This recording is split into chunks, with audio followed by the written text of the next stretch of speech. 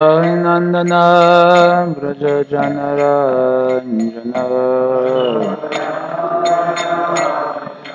Jamunatira Vanachari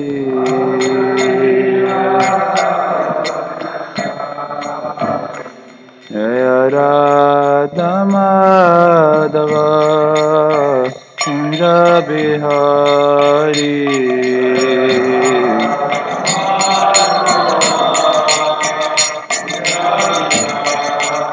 Jaya Radha Madhava Kunja Bihari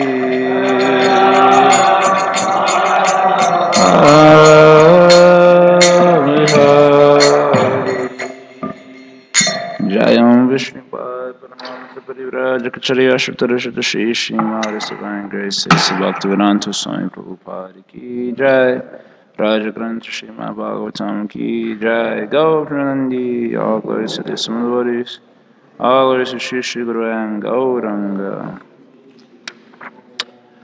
Om Ajnanatimirandasya Naranjana Shalakaya Chakshurunmilitam Yena Tasmai Shri Guruve Namaha Shri Chaitanya Manobishtam Stapitam Yena Bhutale Swayam Rupakadamayam Dadati Swapadantikam Vancha Kalpatarubhyascha Kripa Sindhubhyareva Cha Patitanam Pavanebhyo Vaishnavebhyo Namo Namaha Jaya Shri Krishna Chaitanya Prabhu Nityananda Shri Advaita Gadadhar Srivasari Gaur Bhakta Vrinda Hare Krishna Krishna Krishna Hare Hare Rama Rama Rama Hare Hare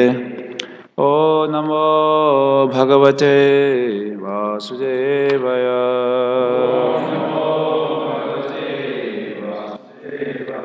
O Namo Bhagavate Vasudevaya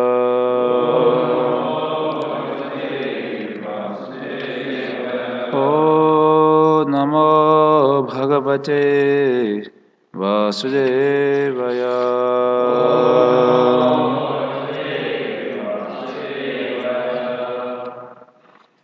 Srimad Bhagavatam, Canto 5, Chapter 25. Which text is it? Today's text 4. Text 4, translation by Srila Prabhupada Ki Jai. It says here, the pink transparent toenails on the Lord's lotus feet are exactly like valuable gems polished to a mirror finish. It sounds like British English. Polished to a mirror finish. When the unalloyed devotees and the leaders of the snakes offer their obeisances to Lord Sankarsana with great devotion, they become very joyful upon seeing their own beautiful faces reflected in his toenails. Their cheeks are decorated with glittering earrings, and the beauty of their faces is extremely pleasing to see. Next verse, text number 5. Lord Ananta's arms are attractively long, beautifully decorated with bangles and completely spiritual. They are white, and so they appear like silver columns. When the beautiful princesses of the serpent kings, hoping for the Lord's auspicious blessing, smear his arms with aguru pulp, sandalwood pulp, and kumkuma, the touch of his limbs awakens lusty desires within them. Understanding their minds, the Lord looks at the princesses with a merciful smile, and they become bashful, realizing that he knows their desires.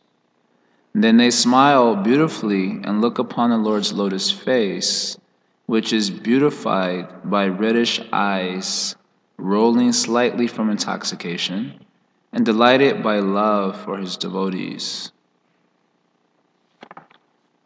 So this is a purport by Srila Prabhupada Ki Jai.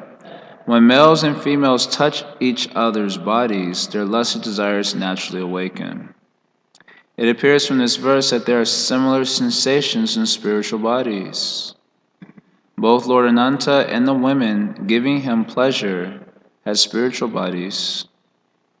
Thus, all sensations originally exist in the spiritual body. This is confirmed in the Vedanta Sutra, Janmadyasya Yataha.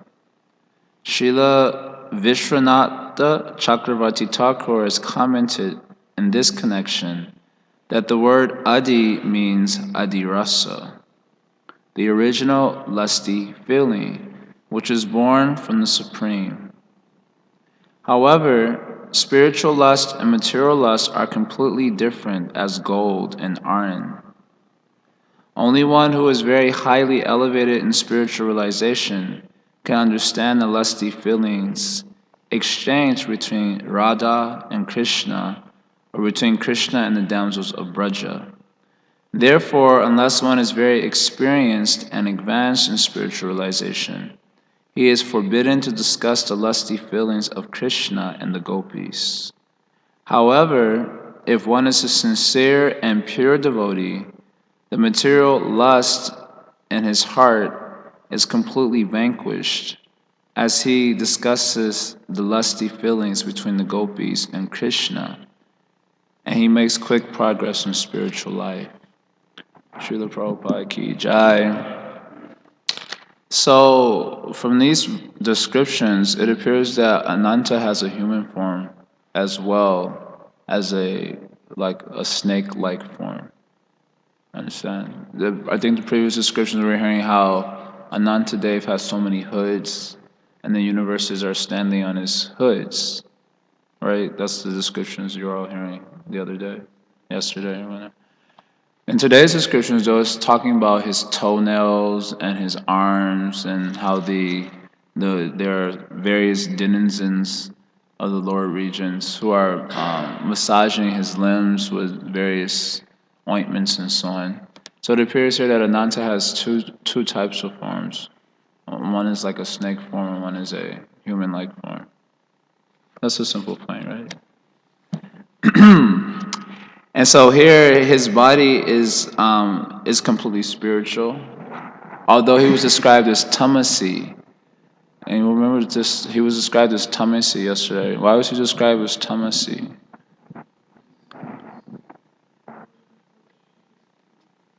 He's the origin of Shiva's anger. That's what y'all remember?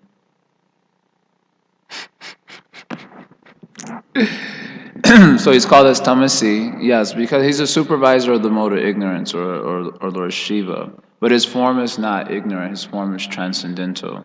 And that's actually coming up in a few next verses. So his form is transcendental, so also the denizens who are relating with him are also equally transcendental. So Prabhupada is pointing out here in this purport that that the relation that they're sharing is one that is conjugal in nature. Prabhupada compares it to young boys and young girls. When they touch each other, they immediately experience, well, how does Prabhupada put it? Their lusty desires naturally awaken. Sometimes people ask us, why do you keep the men and women separate? So now we have a Shastric reference point.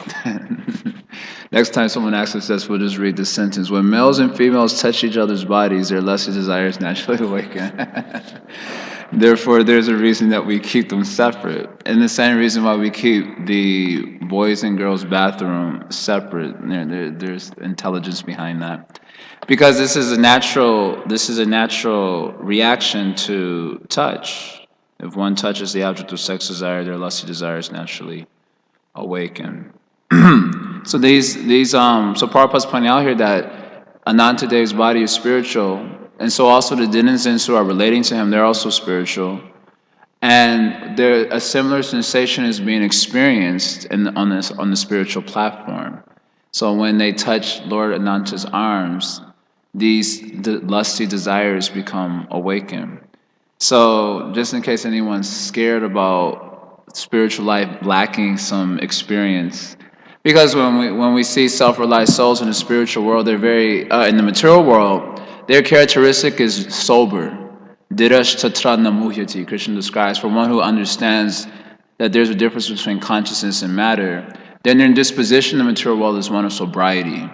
So oftentimes we feel that one may feel or misconstrue spiritual life to be one devoid of the fun experiences of the material world. As such, as sex life and so on is considered to be fun and joyful. It's the epitome, of course, of joyful experiences in the material world. So sometimes when you see the sobriety of a spiritually elevated person, then one feels a little bit disconcerted about, whoa, is this going to be dull and boring? Where's the fun life? In fact, I think Himanshu was showing us with our Bhakta Curtis before he finally left. He left for a couple of days and he took some intoxication and he got the realization that he was God. So this is the power of intoxication. He got the realization he was God, and he also realized that he was, how do you say, inhibiting himself. What's the word? Yeah, like, yeah, restraining himself. It was repression. There's repression, and I want to go out and have fun and do drugs like this. So when persons see spiritually elevated personalities in their interaction in the material world, they feel that there will be some lacking in spiritualization. But in the Bhakti conception of spiritual perfection, perfection is an emotional state. It's filled with all the fun emotions also that is experienced in the material world as well. But the nice things about those emotions is that they culminate in greater and greater bliss, anandam buddhi vardhanam, whereas the same emotions reflecting the material world culminate in despondency or grief, such as the message of the chapter on Bhagavad Gita. So by hearing these descriptions, one need not feel concerned about if spiritual life is fun or not, or lacking in some way. Spiritual life is not lacking. It's filled with all the powerful emotions that are also experienced in the material world in a perverted degree, in a perverted way. So Prabhupada points it out here also in the purport. It appears from this verse that there are similar sensations in spiritual bodies, because everything originates in the Supreme. Jamadya yasya yataha. So everything is there in the spiritual world. So here we're hearing how there's some spiritual denizens are relating to Lord Ananta in a conjugal way. So such an experience is also available on the spiritual platform, conjugal love. But then Prabhupada points our attention to that love and lust are like gold and iron. Although they may have a similar appearance, the two are not actually the same. So who is qualified to hear about such interactions? Hearing about conjugal interactions is very seductive. Just like romance literatures are very popular. I remember I remember right when I was starting to investigate spiritual life more, I saw a book in our mother's house called "Only Love Is Real," and it had like a picture of a man and woman kind of facing each other in a how you say yeah, amorous sort of position and so on. It was a silhouette, so you couldn't see anything, but from the silhouette, the imagination can be catalyzed and so on. So I thought it was a romance literature. When I saw it, I was 18 years old at the time. So I thought, oh, I've never read a romance literature before. And because I was also looking for love and so on, so it was very seductive to read a romance literature. So I read it, and it was about reincarnation. It's a book by a famous psychiatrist named Brian Weiss, who kind of stumbled upon past life regression. And it was his second book, which talked about two souls who were kind of passing in their lives and meeting each other in several different lifetimes. Anyway, it's an interesting book, and so reading that book augmented my quest for spirituality after reading it and so on. So anyway, hearing about the conjugal affairs of even a mundane woman and man is very seductive and attractive. It's tempting. So once one comes to discover that such emotions are also existing on the spiritual platform, it is natural that they become the most attractive thing to want to investigate or discover. Just as it is in the material sense, you want to find out about what is those loving interactions like. So it comes with no surprise that hearing about Krishna's exchange with the gopis and so on is the most attractive element of our philosophy. Everyone wants to kind of understand what are those loving affairs. So Prabhupada points out here in the purport that those affairs can be easily misunderstood on account of our tendency to impose the mundane idea onto the spiritual. For one who is not spiritually elevated, then it's very natural for us to impose a grosser idea onto a subtler idea. I sent this something from Acharya Dev actually, put on my blog. This analogy is given just like one sees a dusty, how does that say it? Dusty air or cloudy space. Now, space can never be cloudy because space is essentially different from clouds. Space can't actually interact with anything. It doesn't mix with anything. But the idea here is that when we see clouds, and we say that the space is cloudy. In other words, we're imposing something that's more gross into something that's more subtle. Right? Does that make sense? Just or we see dusty air. Air and dust can't actually mix together at all. That's not actually possible. This analogy is given in the first canto, third chapter, I think verse like 30 or 31. So we say the air is dusty, but that's not actually possible because air is very subtle and it can't actually mix with dust at all. But yet we say that the air is dusty in our normal way of speaking. So we are imposing a grosser idea onto a subtler reality, and then coming up with a misconception or something. Does it make sense? So similarly, the tendency when one is conditioned is to impose a grosser idea onto a more subtle idea. So then when one hears about the conjugal affairs of the gopis, which are natural and attractive, the tendency is to impose a grosser idea onto a more subtle idea. And so the mundane relationships appear to be the same as the spiritual relationships. One misconstrues that and then one falls down. So Prabhupada is giving a little warning here as such because of that particular tendency. At what point does one really become qualified to hear about those things? Sometimes the criticism is offered that we always hear that we should hear about Krishna, but we do a lot less hearing about Krishna and we discuss a lot of the philosophy. This is a charge that is often made by many individuals. And the question is, why do we do that? Why do we talk more about the philosophy than the actual hearing about Krishna? Of course, as a tangential point, we should do both. We should do some hearing about Krishna. But the methodology we do when we hear about Krishna should be the methodology that Shukadeva Goswami took when dealing with persons who weren't on the highest levels of devotion to Krishna. And the assembly in which Shukadeva Goswami was addressing, there were all sorts of personalities there, karmis, gyanis, yogis, and bhaktas. Probably amongst the bhaktas there were some neophytes, some intermediate devotees, some advanced devotees, like that. So then when he spoke of Krishna's pastimes, he laced the discussion of those pastimes with so much philosophy. So there's Leela Katha, and there's what Shukadeva Goswami did. What Shukadeva Goswami did is not exactly Leela Katha. Leela Katha is exclusively the Leela. No philosophy is discussed. Just hearing about Krishna, his exchanges with the Braja gopis and gopas and so on. It's not laced with philosophical dissertation. The reason for that is because it's not required for those souls who are on such an elevated platform. They're hearing those pastimes from the context of the realization of the technical language is their Sthayi Bhava. You know this language, Sthayi Bhava. Sthayi Bhava refers to, Sthayi means like the fixed Bhava so the fixed relationship in one of the four rasas. Five, but generally in Gaudiya Vaishnavism we accept four rasas. Dasa rasa, Sakya rasa, Vatsalya rasa, and Madhurya rasa. So then the culmination of sadhana bhakti is, what is that? What is the culmination of sadhana bhakti? Sthayi Bhava, actually. Sthayi Bhav Bhakti. Bhav Bhakti is not just like a generalization Although we just normally, it's Bhav Bhakti, but what does Bhav Bhakti mean?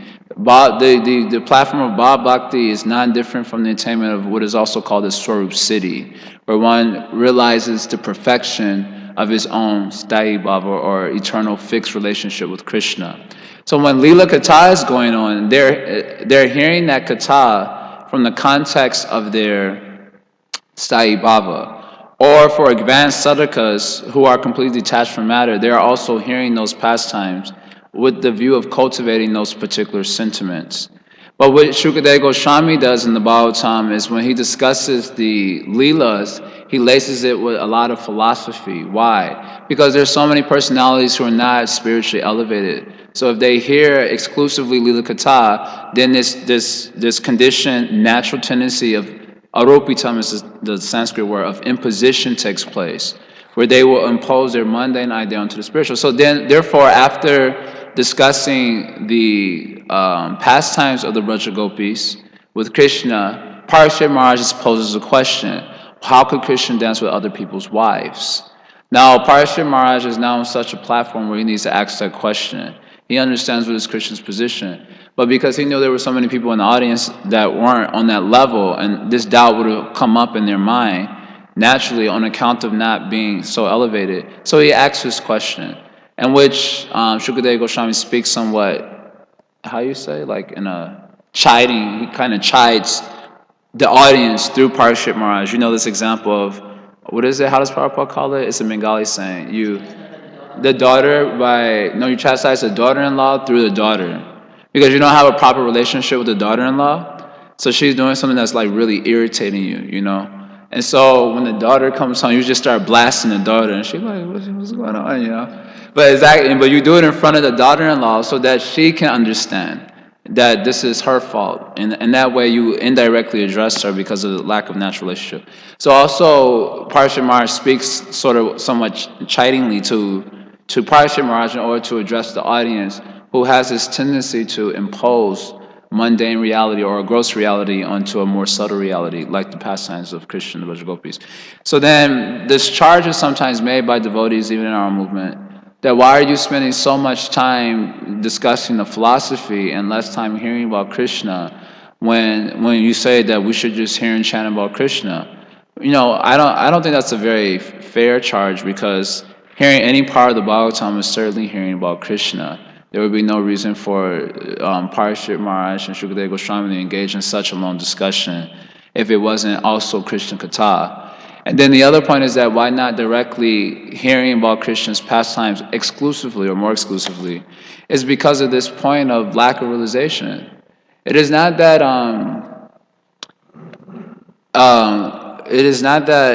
we can just turn our minds off and say, I won't think in that particular way. If you don't have that realization, you must think in that particular way. Avasham Pakriteya Vasha, Krishna describes in the Bhagavad Gita how the living entities are helplessly being moved by the impressions of their previous karmas. In other words, we're all born with a type of prejudices that are fixed in our subtle body at the time of birth. So someone thinks like in a particular sort of way, and they are against a certain sort of, and it's all fixed in their subtle body at the time of their birth. So it's not that you can, just by hearing a class, you'll just stop thinking that way automatically. You are forced to think in that way. Avasham means helplessly one is thinking in that way on account of strong conditioning. So therefore, when one hears about Krishna's lusty affairs, then it's not that I'll just remember that it's all transcendental and I won't be affected. You must think in a lusty way, naturally. I remember one devotee friend of mine, he was reading the Krishna book, and when he got to the pastimes with the gopis, I don't even think, and the way Prabhupada writes in the Krishna book is very, how you say, like chaste, simple. But even when he was reading that, he said, Prabhu, my mind is getting really disturbed. And he said, what should I do? And he had another devotee guy. So I said, well, what did the devotee tell you? What did he suggest? He said, just somehow or other get through it, chapter by chapter. And then I said, so why don't you try it out? So then the next day he called me and said, Prabhu, my mind is like in the nighttime, dreams are coming up and so on. So I said, maybe it's best to stop, in Chaupadi, I was just there in Chaupadi, and they were on chapter 37, which is right after the pastimes of Krishna with the gopis. So Gauranga Prabhu told me, they said they did one chapter a day when they came. So the Pancha Rasa Jaya has 5 chapters are there, and one chapter they did per day. They didn't even go through that. And part of that is like one feels somewhat cheated, because there is valuable transcendental knowledge there that is powerful enough to remove the lust in the heart. That's what the end of the pastimes with the gopis says. But they went through it in 5 days because people just aren't there yet, and this aropitam, this tendency of imposition, takes place, by which it becomes necessary to gloss over that discussion rather than go into detail. But we should know that, as it's mentioned in my Prabhupada in the Ishopanishad, that all forms of incompleteness are experienced due to incomplete knowledge of the complete whole. So incomplete knowledge of the complete whole causes an experience of feeling of incompleteness. So from this statement, we should know that these types of discussions are also required in order to feel complete, or to experience completeness in relationship to Krishna. In other words, the discussion of Rasa Tattva, like the Nectar Devotion book or Bhakti Rasamrita Sindhu. Now, normally we study only up to chapter 19, and we're only encouraged usually to study only up to chapter 19, because that's within the realm of the practical. Whereas everything that happens after chapter 19 in the Nectar Devotion deals with Rasa Tattva, and that tends to be more lofty.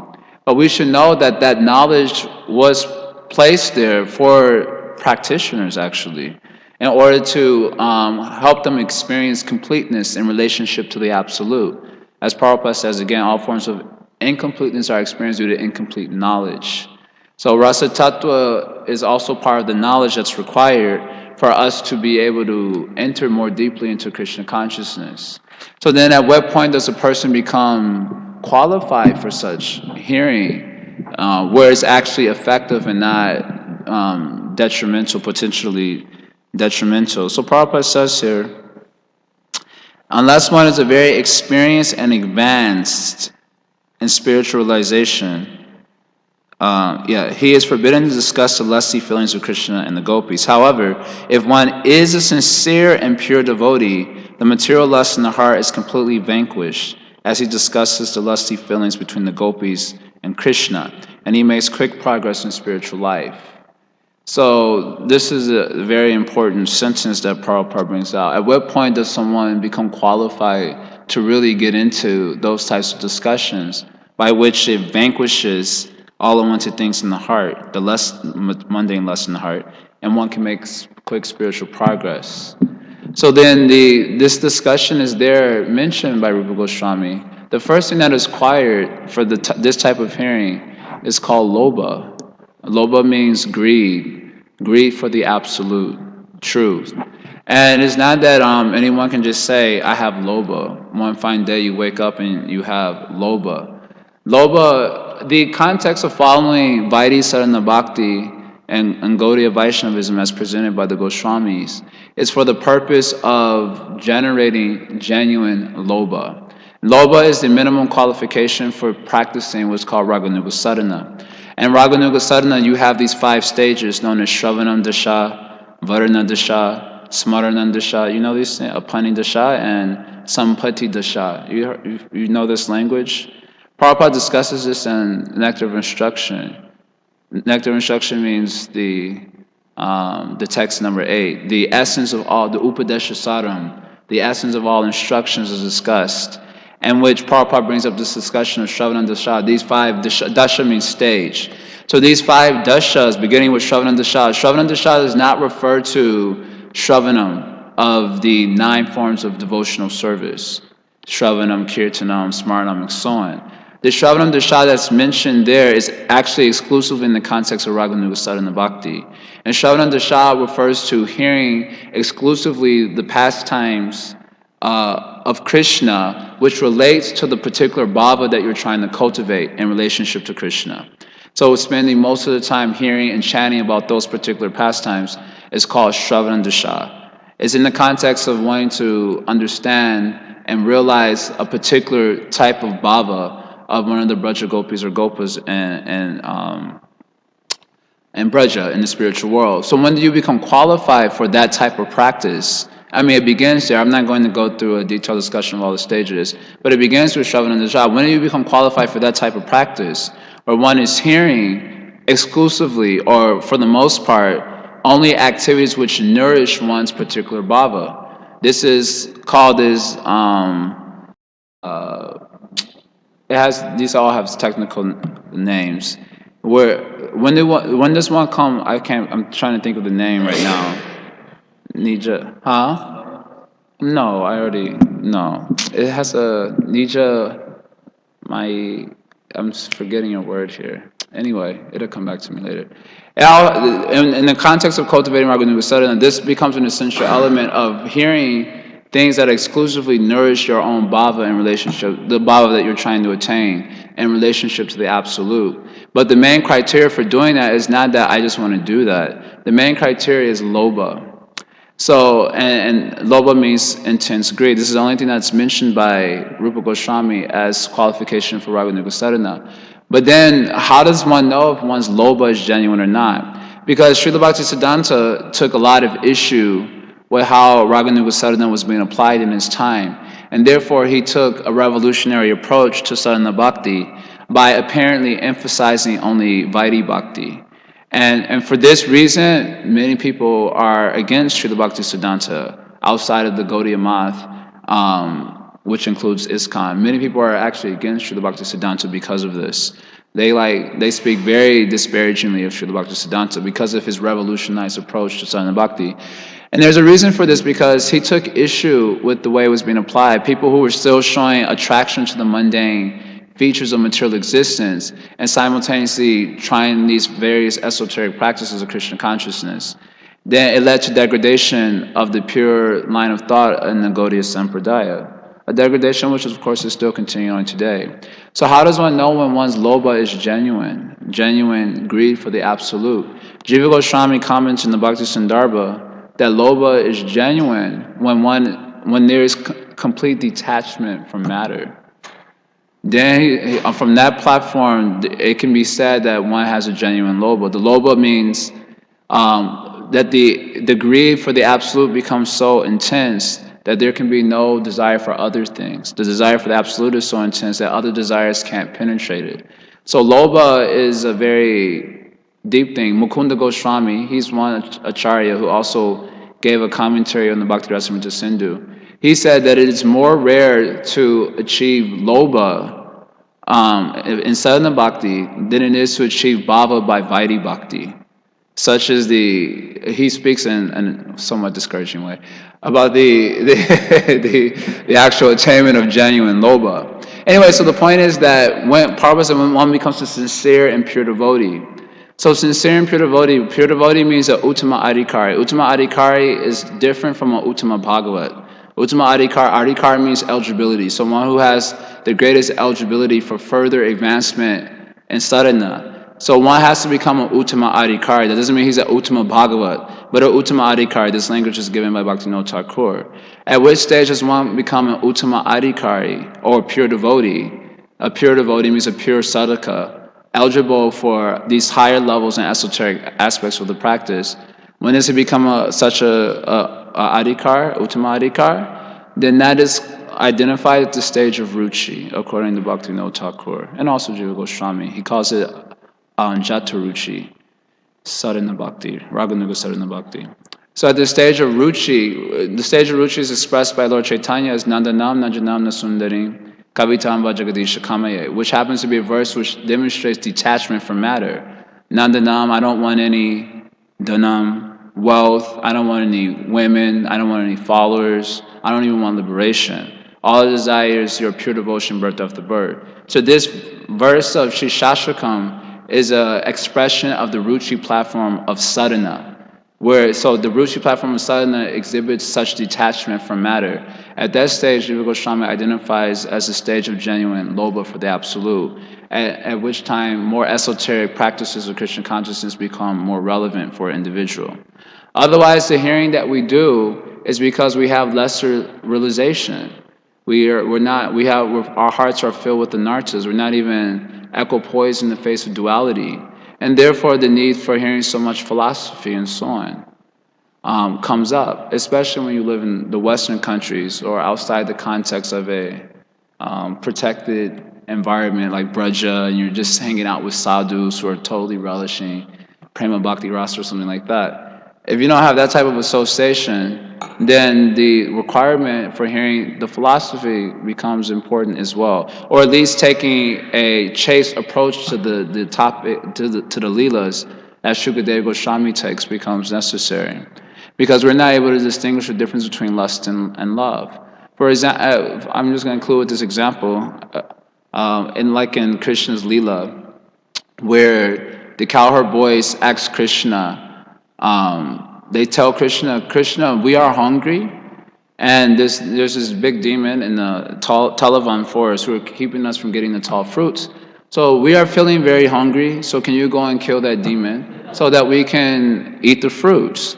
Now this sounds like a straight up fruit of desire, fruit of activity, I'm hungry and there's a demon, so can you go kill him so I can get the fruits?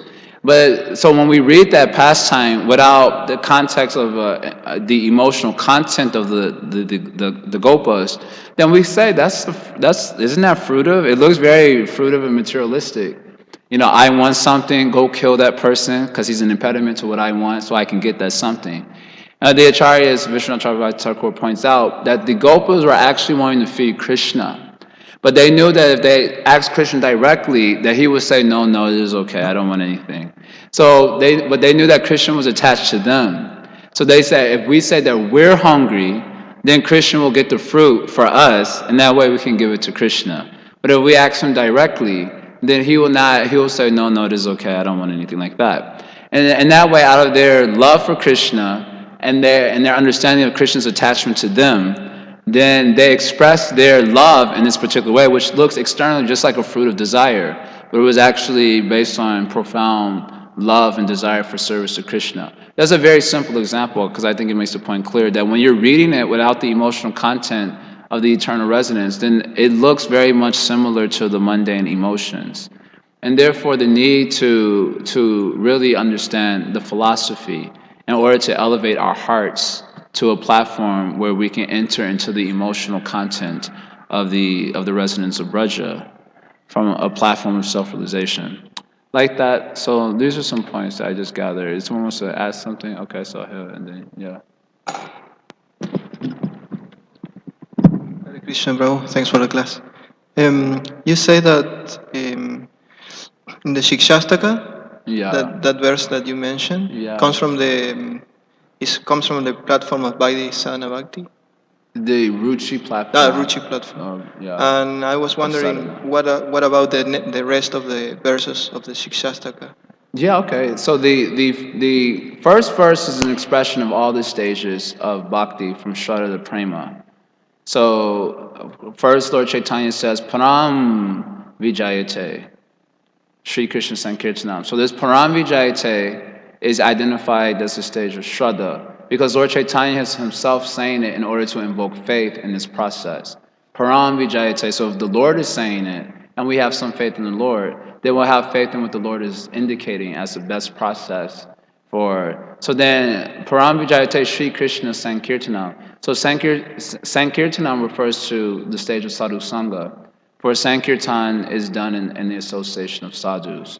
So this line, Param Vijayate Sri Krishna Sankirtana, indicates the first two stages of Sadhana Bhakti. And then Chaito Darpana Marjanam indicates the next two stages of accepting the spiritual master and following the process under his guidance by which anarthas are dissipated. So Chaito Darpana Marjanam refers to the removal of anarthas. Bhava Mahadavagni Nirvapanam refers to the stage of Nishta. So just as when a forest fire, Bhava Mahadavagni, right? So a forest fire is dissipated, sometimes the smoke still remains. So similar at the stage of Nishta, there is still some remnants of attraction to the material nature, but one is liberated from the vast majority of anarthas. What is that? Nashta Prayeshu, Abhadreshu. So when almost all the anarthas are completely extinguished, Srila Prabhupada says that means 75%. like, I don't know how you would exactly quantify that. Okay, Prabhu, I think I got about 74%. I got about 1 more%. Anyway, so Prabhupada says 75% of the narcissists are extinguished. That's Bhava Mahadavakti Nirvapana, indicates the stage of Nishta. Then what happens after that? Shaya Kairiva Chandrika Vitaranam. So this verse indicates the stage of Ruchi, the blossoming of the white lotus. I'm not going to go into great detail there. Vidyavadu Jivanam indicates the stage of Asakti. Anandam Buddhi Pardhanam Pratipadam indicates the stage of Bhava. Pratipadam, then Purnam Rita Swadanam indicates the stage of Prema. And then Sarvatma Snavanam is also Prema. So there's Prema in Vipralamba and Prema in Sambhoga. So in this way, the first verse indicates all the stages of Bhakti. Then the second verse is a further expansion of the Chaitodarpana Marjanam idea. So the first verse indicates the stage of Bhajana Kriya and Anartha-nivritti. Durdaivam Indrishami Hajani Nanuragahad. Due to Anarthas, Durdaiva, misfortune, I'm not able to chant with great taste. So this indicates the stage of Bhajan Kriya and Anartha-nivritti. Then this categorization is according to the Bhajana Rahasya Bhaktivinoda Thakur, by the way. Then the next verse is Trinada Pisani Chena, etc. This stage is the stage of Nishta. So when one comes to the platform of Nishta, he becomes fixed in these types of qualities. Because Nishta is a platform of Brahma Bhuta realization. So you're detached from matter and so on. So then these are the qualities that come out from such realization. So Nishta is the third stage, is indicated by the third verse of Shishashtakam. Then the fourth verse is Ruchi. The fifth verse is a discussion of Asakti. Ainanda Tanujang Kinkaram. So in this verse, we should do a seminar on Shishashtakam, huh? I'm working on one now, actually, because I think it's an important one. In this verse, Ainanda Tanujang Kinkara, it's the first place where Lord Chaitanya actually indicates his own relationship with Krishna by saying, Ainanda Tanuja Kinkara, I am the Kinkara of Nanda Tanuja, the son of Nanda Maharaj. So it is understood also in the Madhura Kandambini that at the stage of Asakti, one actually starts to get profound realization of his own Siddha Swarup in relationship to Krishna.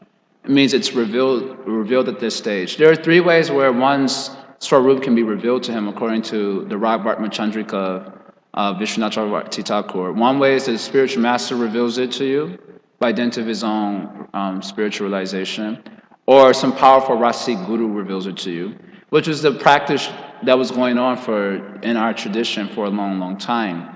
Srila Bhaktisiddhanta took issue with this practice because people weren't realized. Neither the gurus were realized, neither the followers were realized. And therefore, Srila Bhaktisiddhanta vehemently opposed this application.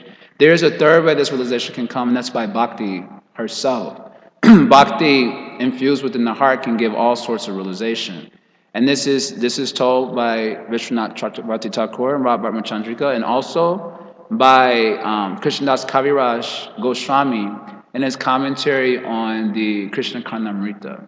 He mentions this inner revelation. So that's the revelation that we also apply in the Saraswati line, that Bhakti revealed it. And that way there is no cheating program that goes on. When Bhakti is pleased with you, then Bhakti will reveal these things. So then at the stage of Asakti, it appears, which is also within the realm of sadhana, but is very close to perfection. At that stage, one starts to get information from within his heart about his eternal relationship with Krishna. Ainanda Tanujang Kinkaram. This is indicated. So this verse indicates the Sakti stage. It is at this stage that Raganuga Sadhana Bhakti and all the esoteric aspects can really be applied in a deep sort of way, because you have the context of realization of your Swarup and what you're aspiring for. At that stage, then Raganuga Sadhana becomes actually applicable. Otherwise, before that stage, at the stage of Ruchi, there's more focus on the practices. At the stage of Asakti, there's more focus on the relationship with Krishna. So anyway, that verse indicates Asakti. Then the next verse, how does the next verse start? Nayanam Galata Shuddharaya. So then tears point from the eyes like torrents of rain, etc. That's the stage of Bhav Bhakti. And then the next two verses indicate the stage of Prema. Verse number 7 is Vipralamba. I'm experiencing a moment to be like 12 years or more. It's an experience of Vipralamba. which is required for Sambhoga to have any meaning. There would be no use of Sambhoga unless it can be understood after the realization of separation from Krishna. So separation is an important element in Krishna consciousness. This is probably the most important element in Krishna consciousness. That separation makes the meaning all the more meaningful, the meeting all the more meaningful, and the meeting makes the separation all the more meaningful. And the two work kind of, and they have an interdependence.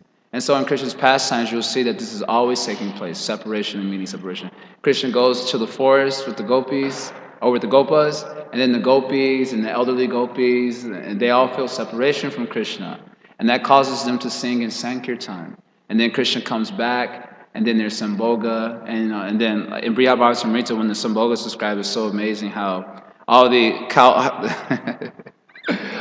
I don't know why I always get this image, but when the cowherd men and women are meeting Krishna as he's coming back from the the forest, they're all running so ecstatically with how you say, paraphernalia, various paraphernalia, even deeper. So all these things are going on in the spiritual world. They also worship Krishna and Braja like that, but they're so greedy to get Krishna's association after a long day of separation that when they're running, it's described how they're tripping. And, like falling down and rolling. I always I don't know why I get this image, but I get an image of like a football player, like running, and then, he's like tripping and then rolling on the ground and getting up. And that, because he's so eager to get the touchdown, So similarly, anyway, again, Aropitam, this problem can come up. This is a crude example just to give you a sense of the eagerness to meet Krishna after separation. So they're running, they're falling on the ground, they're tripping. It's a very beautiful description given in the Bhagavatam. So the last two verses, Shishasham express the conditions of prema and separation and meeting, which is constantly taking place in Krishna's pastimes. And this way, the whole verse details the whole process of bhakti very exquisitely. And the details of all these verses can be sussed out by studying the Bhajana Rahasya Bhaktivinoda Thakur. Which he doesn't give a very detailed commentary. What he does is just give tons of shlokas from the Bhagavatam for each verse. And he ends each section with a verse from the Govinda Lilamrita as an appropriate verse for meditation at that particular stage of bhakti. And that way, you have to study the verses very carefully and see, kind of meditate on what's Bhaktivinoda Thakur's line of thought. This is not exactly meant for our bhajan necessarily, but it's to give it's like a padati. A padati is like a manual that is given to help one's own bhajan, to culture one's own bhajan. It's not that one has to exactly follow the exact bhava that is being indicated by Bhaktivinoda Thakur, but it becomes like a manual which can help one to do the same. Like that. That's where that description comes from. Yeah. Hare Krishna. I just want to know for information's sake or just to get clarity. When you were explaining in Raganuga, there's 5 stages, Shravanam Dasha and Varnam Dasha. When you were speaking about Shravanam Dasha, you explained that this stage refers specifically to hearing Katha exclusively that nourishes one's particular sthai bhav. And my question is, suppose someone is, fortunate enough to get to that stage in this life, is there this kind of Katha somewhere out there that he can access or she can access? Or is it the same lectures that we normally hear, but he'll be, different things will be awakened in his consciousness based on his advanced It can be both. It can be both. It means that from one who has such realization, externally he keeps himself as a neophyte. Prabhupada likes to use this language. So he'll come to the same rudimentary programs that we all go to without taste, and he'll come with taste, and he sees the same activities and context of nourishing his own, or you say he will take from those activities the aspects which are nourishing to his own bhava. Because we're also a preaching movement, so it's not like we can just go, at least for those of us who are desiring to assist Srila Prabhupada somehow or other in whatever small way in this movement, it's not like we can just go and isolate ourselves from the association of devotees. So one would keep himself, as far as our desire to serve Srila Prabhupada is concerned, we will keep ourselves within the open vision of devotees and doing the same programs as any other devotee, attending the same classes and so on. But when hearing, such devotees will take those elements of the discussion which are nourishing for their own Krishna consciousness. Or they can take all the elements and assess it in such a way that it's nourishing for their own Krishna consciousness. Just like when you read Srila Prabhupada's purports, there are many elements of his purports that are quite esoteric in nature.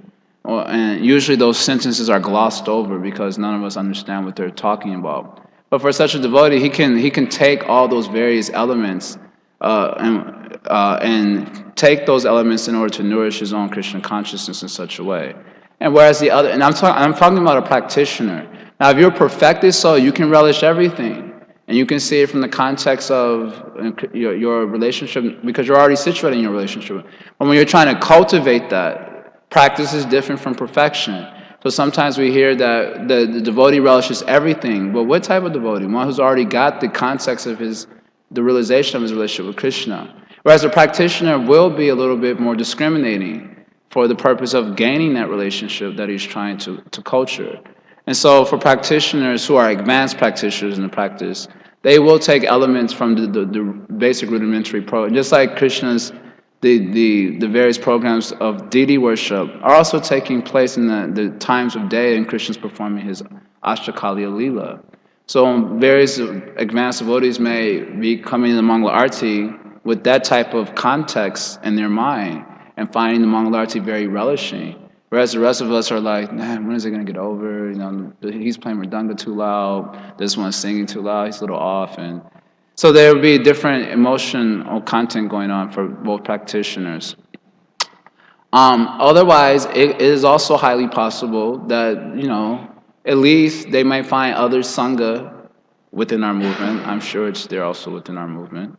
Where they can just get into it, and just relish the kata, no neophytes allowed, lock the doors, and such sangha will be there also. Both will be there. So there you'll have advanced devotees who, they appear before the people and do the preaching thing and so on, and go to the classes and etc. And then they have their own personal sangha of devotees, in which they get together and they just relish, and you're like, oh, can I come? No, you don't have the ID card. They won't say it like that. They'll just say no, and, period, and without any explanation and so on. So I think both are highly possible. I know because we have to speak in a way that's relevant for everyone when we're preaching. So we tend to want to give a type of answer that says that they come to everything, they do everything. But the fact of the matter is, some may not actually do that. According to their level, and like I said, according to that individual's desire to participate in Prabhupada's preaching movement, they will do certain things that are externally applicable and acceptable for everyone. There may be others who, not that they're not desirous to assist the Prabhupada, but they may see their role in a much less feature, and they're just like kind of absorbing themselves in a particular sort of way. And I personally feel that's equally viable. From the context that there's going to be enough conditioned souls that need liberation for the rest of eternity. And therefore, sometimes some devotees will take a more kind of like somewhat reclusive sort of stance in their own practices, keeping themselves rather aloof from all sorts of affairs and so on. I think of Ayendra Prabhu a lot because, he comes to mind because he used to like to propagate that Bhajanananda is important. A real Goshtianandi is one who's a Bhajananandi who preaches. He would often say like that. A Goshtianandi is a Bhajananandi who preaches. And unless you're experiencing happiness from your own bhajan or practice, you can hardly hope to preach anything very substantial for anyone. But although he would speak like that, he lived amongst the association of devotees in his spiritual master's institution. And he never left, although he had the idea to leave many times because of the type of pressure he was getting. But he once told that he wanted to be, at the time of death, he wanted to be able to, he said, I want to at least stay 50 years in my spiritual master's institution, so that at the time of death, I can tell my spiritual master that I served in his mission for at least 50 years. I don't know why the word 50, but he mentioned in this way. And so it was important for him to remain within the institution of his spiritual, because he wanted to assist, but he wanted to assist in his own particular way. And so he preached a way that was a little bit much different from what we normally hear and so on. as a servant of Srila Prabhupada. So from the sense of what I understand from my studies and hearing, that both are highly possible. It is highly possible that someone can be more exclusive and less concerned about other sorts of, like hearing all the cantos and so on. I feel that is actually possible. Although generally he keeps himself as a neophyte, so he also goes to the classes and he can take from everything elements of what nourish his own particular bhava, like that. Anything else anyone wants to ask? Yeah. When you say Allah is less compared to Jagannath stage, No, I said one commentator on the Bhakti Rasamrita Sindhu said it is more rare to achieve loba, which is the basic qualification for Raganuga Sadhana Bhakti, than it is to achieve bhava by Vaidhi Bhakti. So he's saying that you're more likely to achieve bhava by Vaidhi Bhakti than you are to achieve loba, which comes by the mercy of some devotee or the Supreme Lord himself. So in other words, he kind of stressed that loba is not such a cheap thing. That's the point. Like I said, he speaks somewhat conservatively about loba. Many other branches of Gaudiya Vaishnavism, they speak more liberally about loba.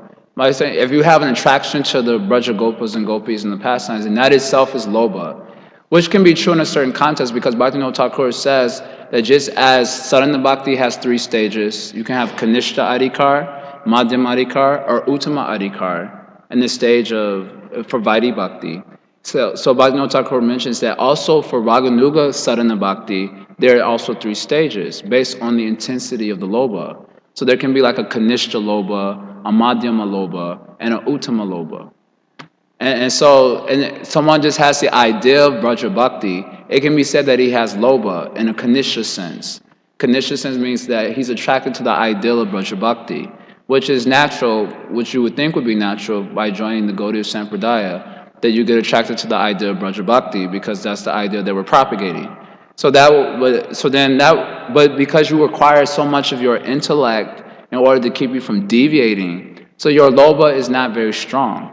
So it can be said that you have a Kanishta loba, and then there's Madhyama, and then Uttama loba. Uttama loba, which is a pure loba, which happens at the stage of Ruchi. This is how Bhaktivinoda Thakur categorizes it in the Bhakti Tattva Vivek.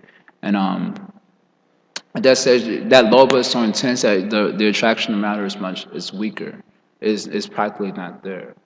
Otherwise, if it's there, your loba will be brought into question, by revolutionaries like Srila Bhakti Siddhanta.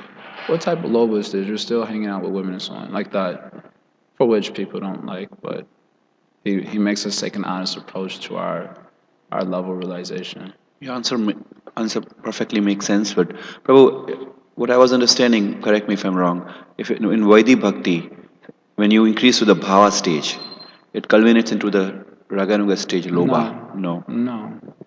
There's 2 types of sadhanas that lead to perfection. One sadhana is called Vaidhi Bhakti, Vaidhi Sadhana Bhakti, and another is called Raganuga Sadhana Bhakti. And the difference between the type of bhava that is generated from each type of sadhana is that the bhava that's generated from the application of Vaidhi Sadhana Bhakti is filled with the knowledge of Krishna's opulence, which is suitable for dasarasa. Whereas the type of bhava that is generated from Raganuga Sadhana Bhakti is Madhurya, or Kevala Bhakti, which is mentioned, Kevala Bhava and Kevala Prema, mentioned by Rupa Goswami, where the knowledge of Krishna's opulence is suppressed by that type of devotion. So in other words, the flavor of bhava or prema that is generated from the different types of sadhanas are not the same. That's clearly described in the part of the nectar devotion we're allowed to read or encouraged to read.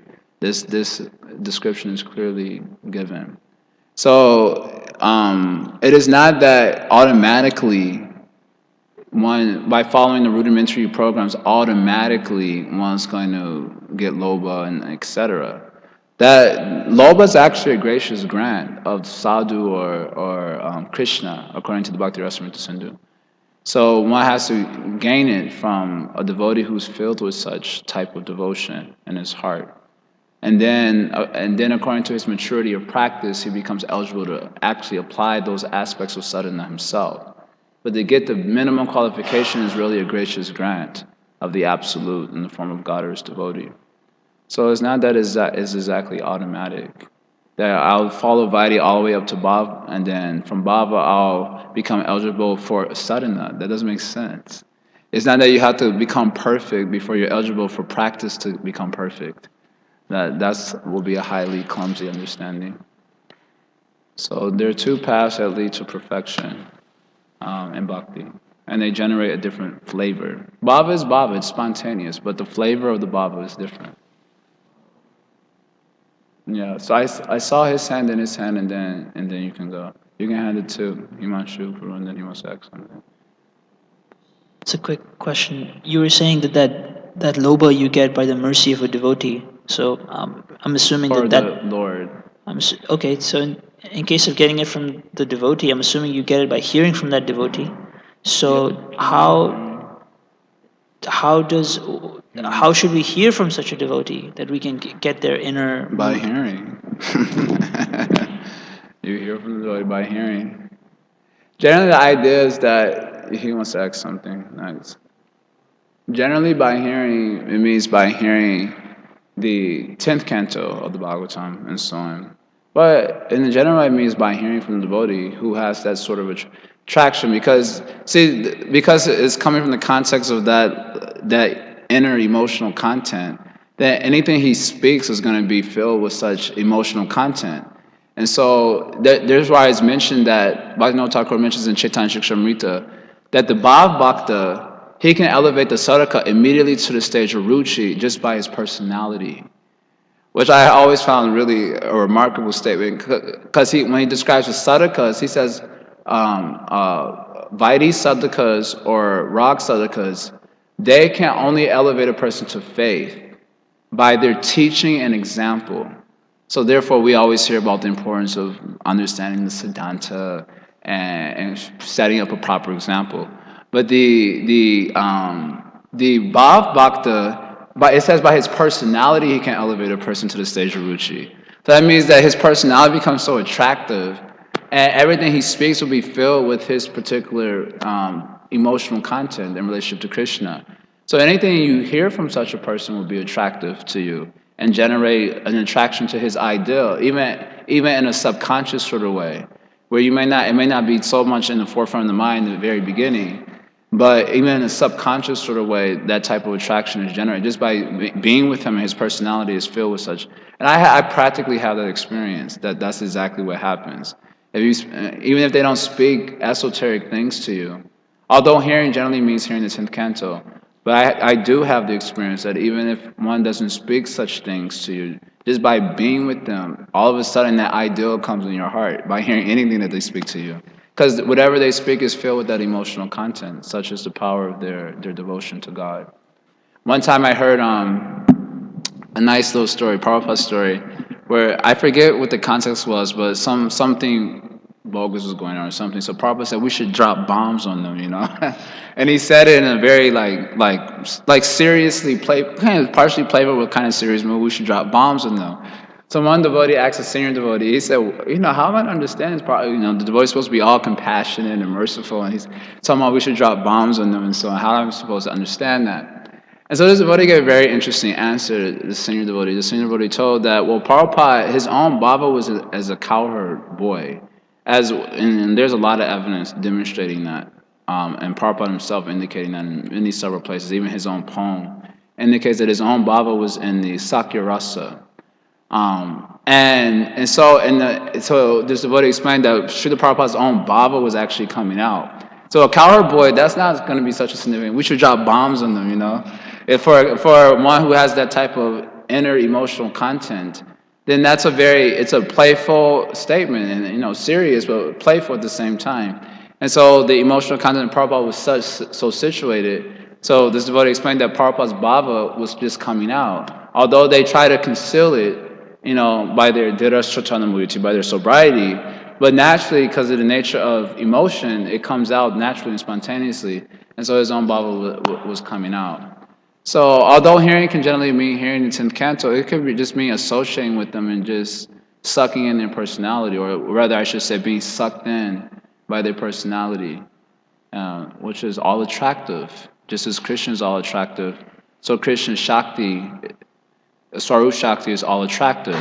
And because Bhav Prema is an investment on the Swarup Shakti in the heart of the devotee, so then that devotee also becomes all attractive. And so such association alone is sufficient to excite higher sense of devotion like that. Yeah.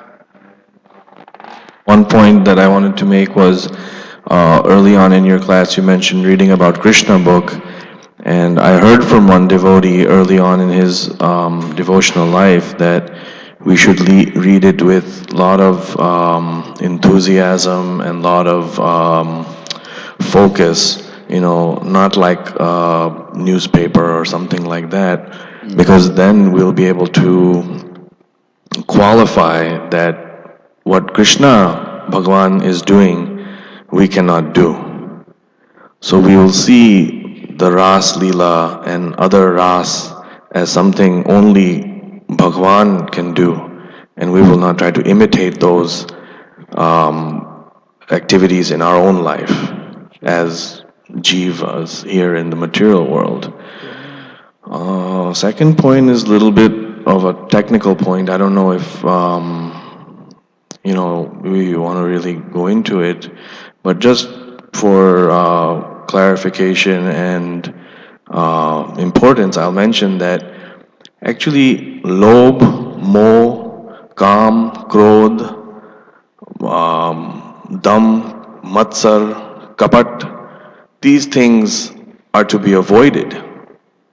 And if we want ruchi to take place, we actually have to have lolyam, which is the technical Sanskrit. Well, the word lolyam and lobha are both used to describe the both used, but lolyam is qualified that is specifically for spiritual greed. Well, because in prasad seva, lobha moya sudharmati. Yeah, that lobha is different. So anyway, the word lobha is also used in relationship to the that's why I mentioned those who are desiring spiritual perfection. So word lolyam is used. The word lobha is also used to describe the eagerness of those who are seeking spiritual perfection. Just as the word kama is used to describe the love of the gopis. And so the acharyas will always say that this kama is not the mundane kama, but it actually refers to prema. So sometimes the prema of the Braja gopis are described as kama. So the acharyas always point out to us that it should not be confused with material lust. So similarly, lobha is also used to describe those who are eager. It's actually called lobha mayi shraddha, ones whose faith is filled with lobha. And so both words are actually used. But for simplicity, it'll be nicer to... Well, tell that to Bhaktivinoda Thakur. You wanted to say something?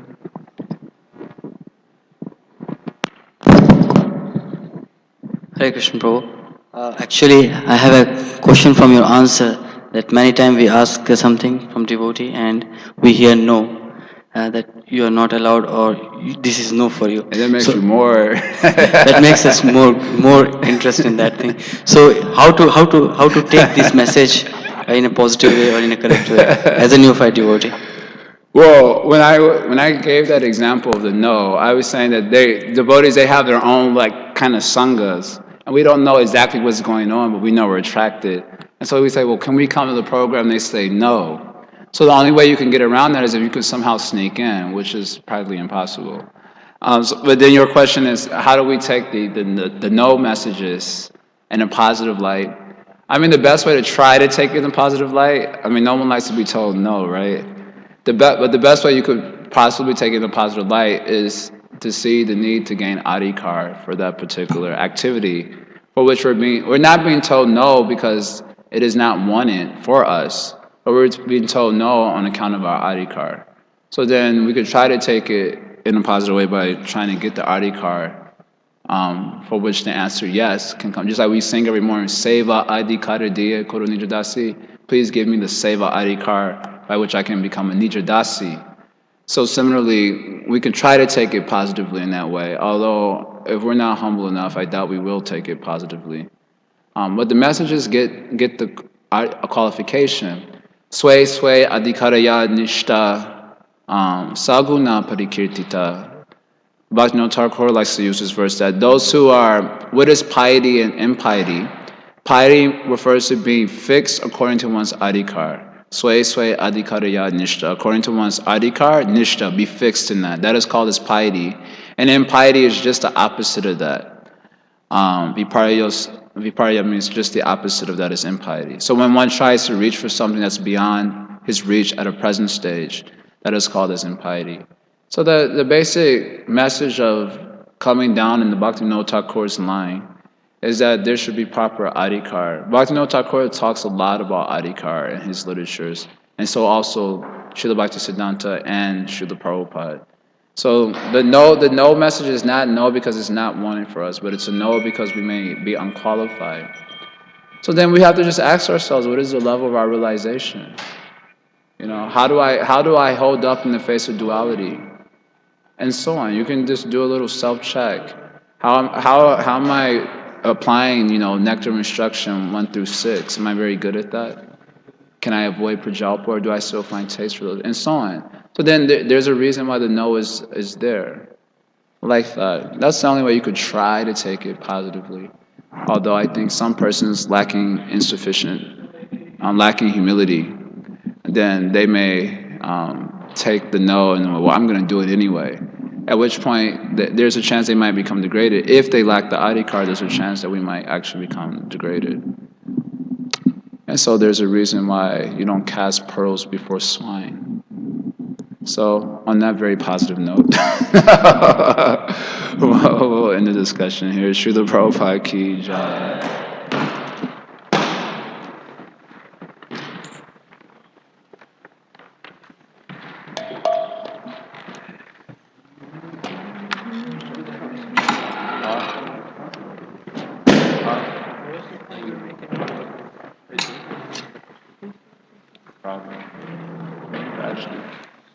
Can we leave at like 10:30 or something?